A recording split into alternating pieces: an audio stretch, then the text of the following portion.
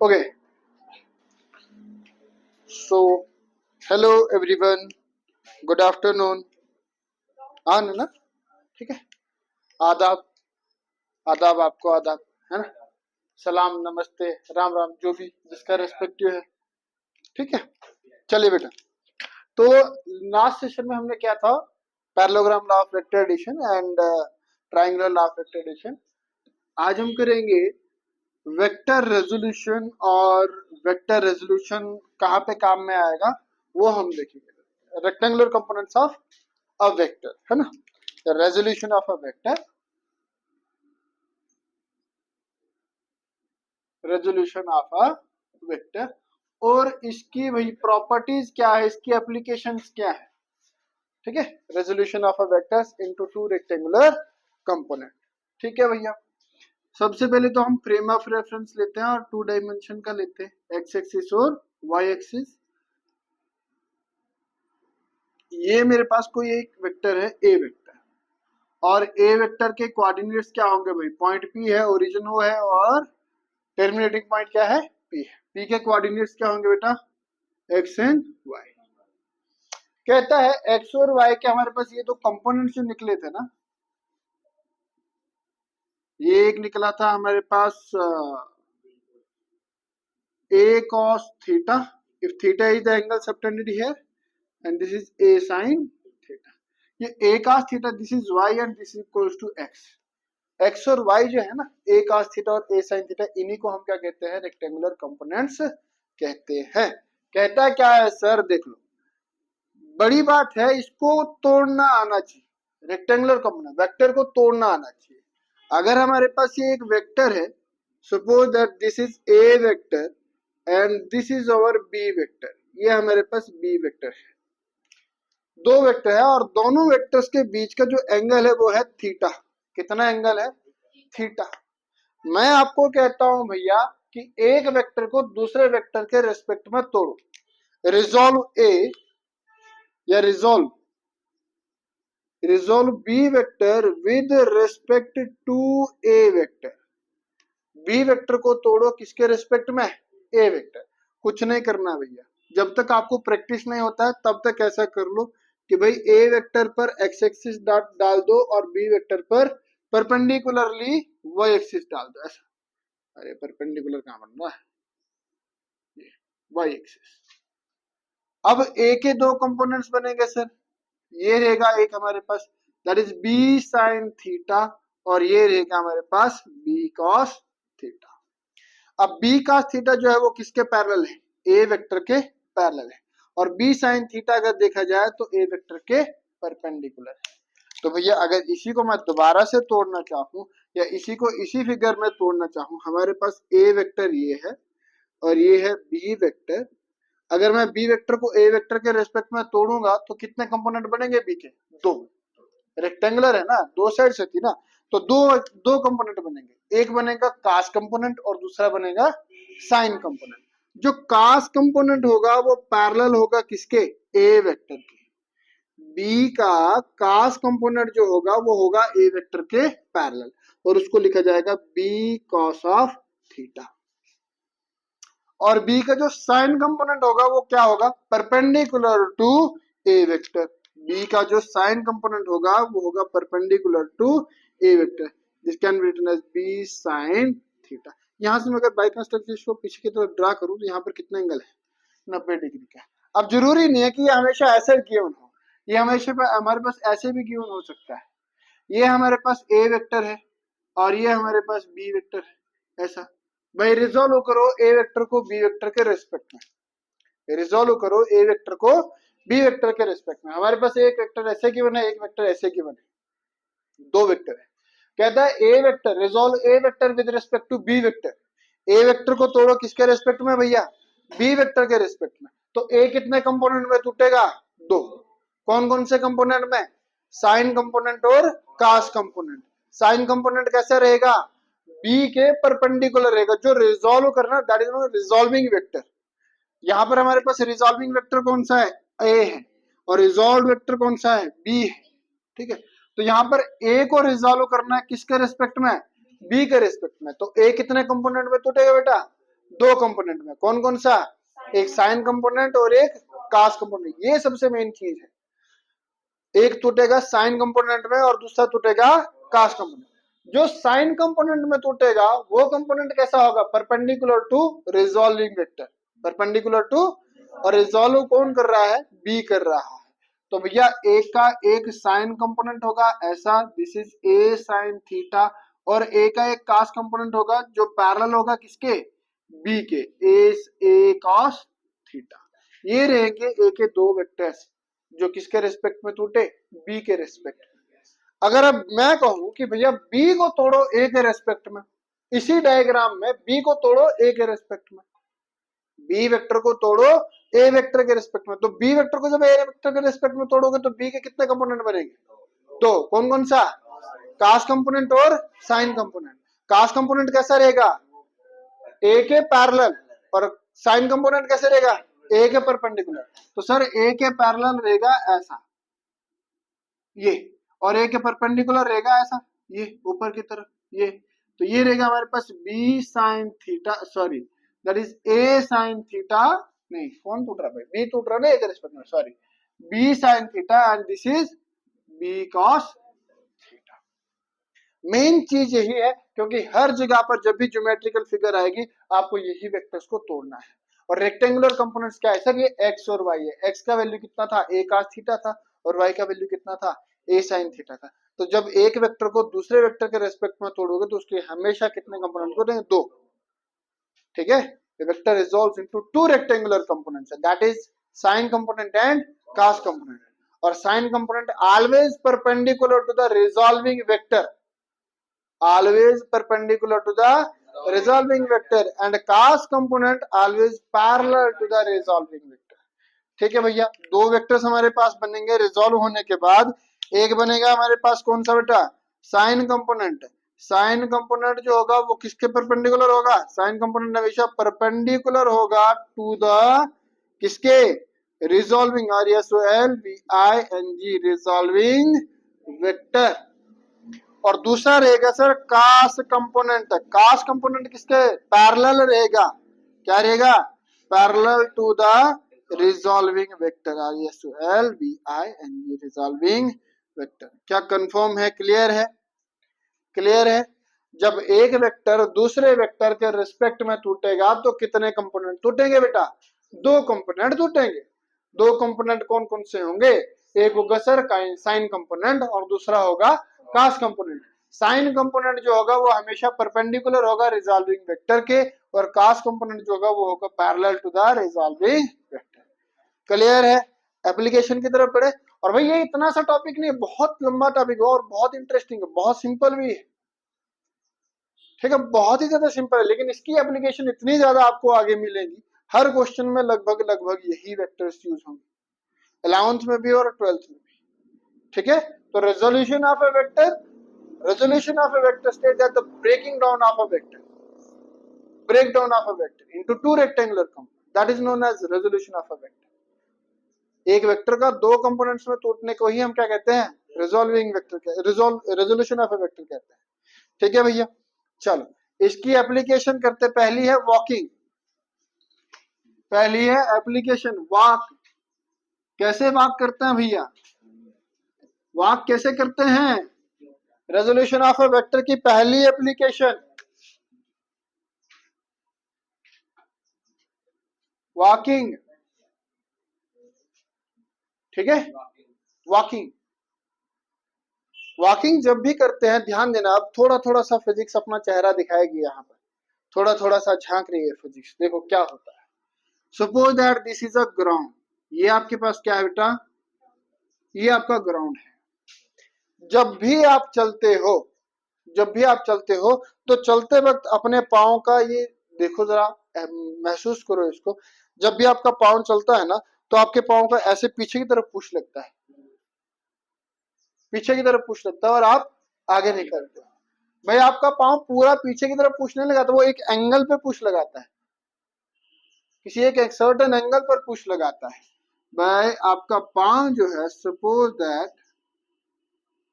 ये आपका पाँव है, ठीक है, ओके।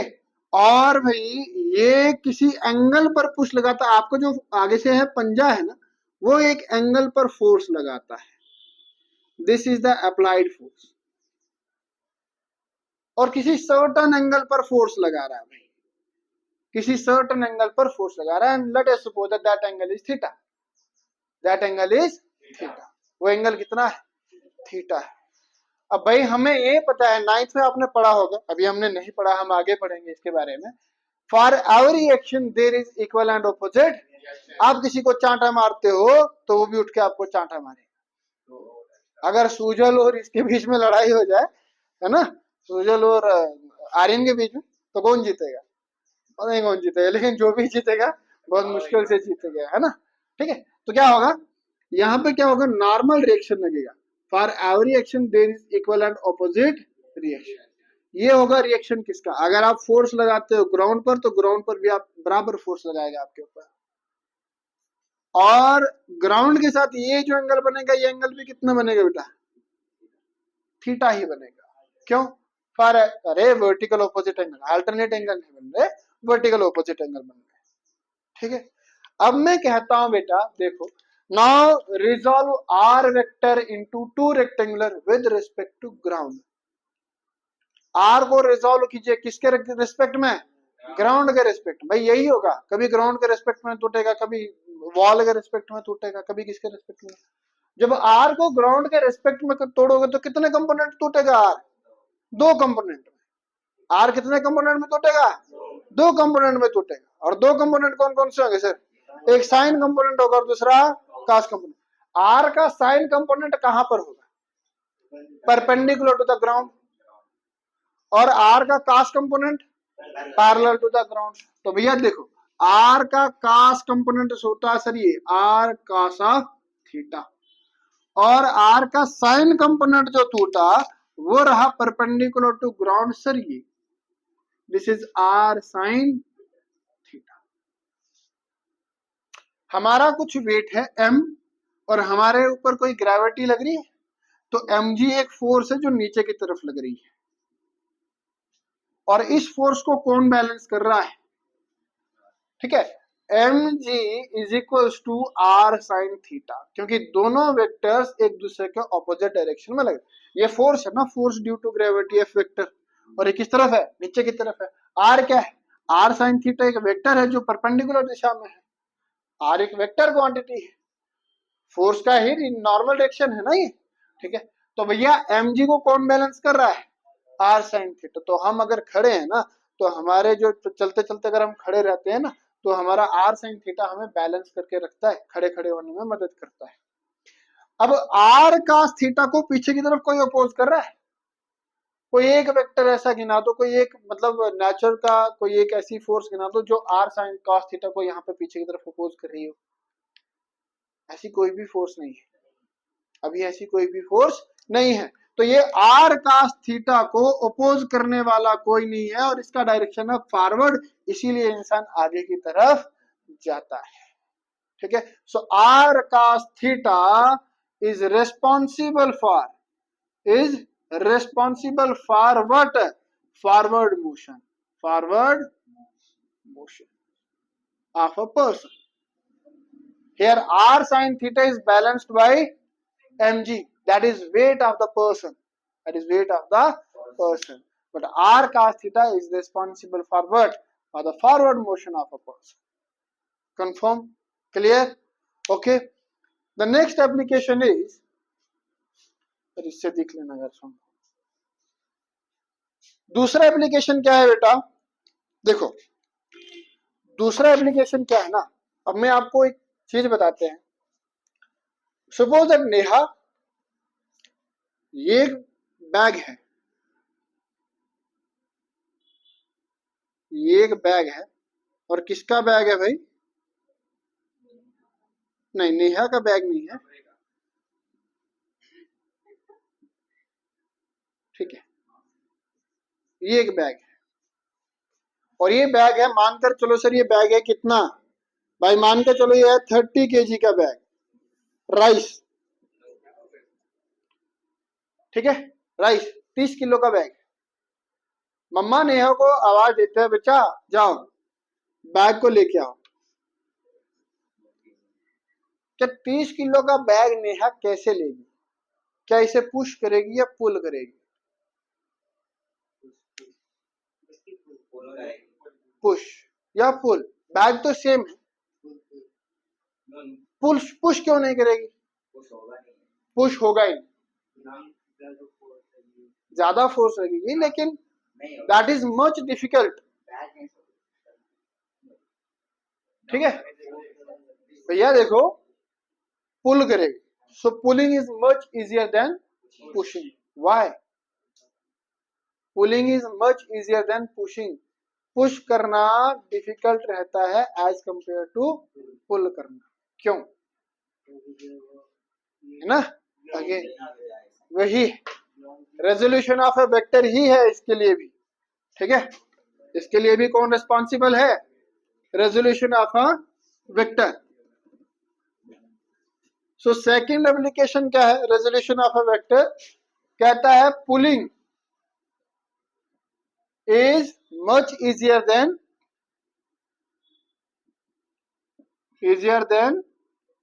pushing। दोनों केस को समझ लो भैया। मानकर चले कि एक रोलर मेरे पास है, रोलर है या सिलेंडर है, कुछ भी है, या रोलर मान के चलो यार, रोलर है। ठीक है, रोलर है और उस रोलर का ये हमारे पास है हैंडल। इस हैंडल से हम पुश भी कर सकते हैं और पुल भी कर सकते हैं। ये हमारे पास ग्राउंड है, ये हमारे पास ग्राउंड है। ठीक है, यहां पर यही रोलर मैं दोबारा से बनाता हूं, ये इसका सेंट्रल पॉइंट और ये इसका handle, and this is ground.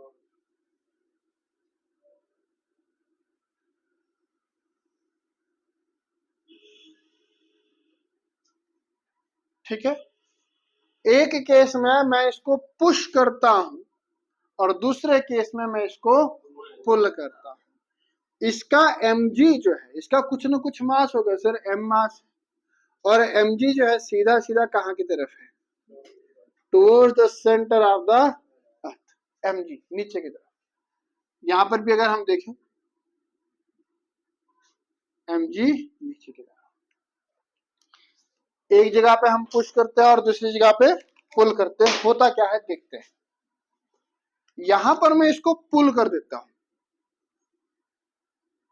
पुल करूंगा तो फोर्स का फैक्टर ये रहेगा, फोर्स ये लगेगी और इसको पीछे की तरफ ड्रा कर देते हैं, इसको भी पीछे की तरफ ड्रा कर देते हैं। और यहां पर मैं पुश करता हूं F। ठीक है, at a certain angle force लग रही है। अगर यहां पर मैं इसको ग्राउंड के पैरेलल में यहां पर ड्रा करूं एक लाइन बाय कंस्ट्रक्शन, तो ये रहेगा एंगल थीटा, और यहां पर भी ड्रा करूं बाय कंस्ट्रक्शन तो ये रहेगा angle. Now resolve R into two rectangular components, F into two rectangular components. F को दो रेक्टेंगुलर कंपोनेंट्स में तोड़ा जाए तो F के यहां पर कितने कंपोनेंट बनेंगे बेटा? F cos theta, F sin theta. और यहां पर ये फोर्स लग रही है अंदर की तरफ ऐसा, और भाई अगर मैं यहां पर इसको रिजॉल्व करता हूं तो इसके कितने कंपोनेंट बनेंगे? दो। फिर से एक परपेंडिकुलर F sin थीटा और एक पैरेलल F cos थीटा। दोनों डायग्राम में कोई फर्क है? दोनों डायग्राम में कोई फर्क? इसका F sin थीटा और mg एक दूसरे को बैलेंस कर रहे हैं, F cos थीटा इसका आगे की तरफ मोशन के लिए रेस्पॉन्सिबल है। दूसरी डायग्राम में देखो, mg और F sin theta instead of balancing they are acting in the same direction and which is towards the center of the earth। ठीक है, दो गुना फोर्स लग रही है अंदर की तरफ, तो अंदर की तरफ वो धंसता चला जाएगा ना, अंदर की तरफ तो धंसता चला जाएगा, तो आगे के लिए F cos थीटा है, लेकिन ये जो F sin थीटा नीचे की तरफ लग रहा है ना, ये इसको डिफिकल्ट बना लेगा। किसको? पुश करने को। तो पुशिंग जो है हम उसको ज्यादा प्रेफर नहीं करते, अगर हमें किसी चीज को एक जगह से दूसरी जगह तक लेके जाना है तो हम उसको घसीटते हुए लेके जाते हैं, ना कि धक्का देते हुए। धक्का देना जो होगा वो सख्त होगा, मतलब डिफिकल्ट होगा एज कंपेयर टू घसीटना। ठीक है, मारेंगे कम घसीटेंगे ज्यादा, ये वही वाला केस है। तभी घसीटते हैं क्योंकि आगे की तरफ धक्का देने में थोड़ा सा ज्यादा फोर्स लगता है, क्योंकि हमें इस एफ साइन थीटा और mg को भी हमें ओवरकम करना पड़ता है। ठीक है, ये था वेक्टर रेजोल्यूशन और वेक्टर रेजोल्यूशन की दो एप्लीकेशंस। ठीक है, एप्लीकेशंस दो नहीं है, बहुत सारी हैं, लेकिन मेनली आपके सिलेबस में यही है। ठीक है, तो भैया वेक्टर रेजोल्यूशन जब भी होगा तो एक वेक्टर कितने कंपोनेंट में टूटेगा बेटा? दो कंपोनेंट में टूटेगा, एक टूटेगा साइन कंपोनेंट और दूसरा टूटेगा कास कंपोनेंट। ठीक है, ओके, ठीक है बच्चे, चलो नेक्स्ट क्वेश्चन पढ़े। एक man and rain relative velocity का एक क्वेश्चन कर लेते हैं। ठीक है, कि काफी है इतना? काफी है, चलो that's all for today. Numerical करें इसके ऊपर?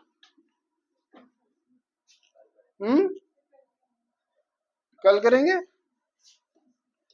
चलो ठीक है, इसी में इसका ही